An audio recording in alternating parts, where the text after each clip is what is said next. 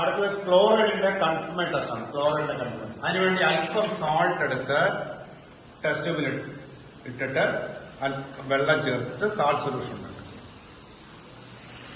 അല്പം സോൾട്ട് എടുത്ത് ഒരു സാൾട്ട് സൊല്യൂഷൻ ഉണ്ടാക്കുക. അത് ഷേക്ക് ചെയ്തേ. ഓക്കെ, അതിലേക്ക് അല്പം നൈട്രിക് ആസിഡ് ആഡ് ചെയ്യും.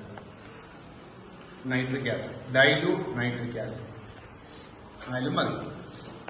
നൈട്രിക് ആസിഡ് എന്നിട്ട് silver nitrate drop by drop ആയിട്ട് ആഡ് ചെയ്യും. AgNO3 solution, silver nitrate solution drop by drop ആയിട്ട് ആഡ് ചെയ്യും. ആഡ് ചെയ്തു.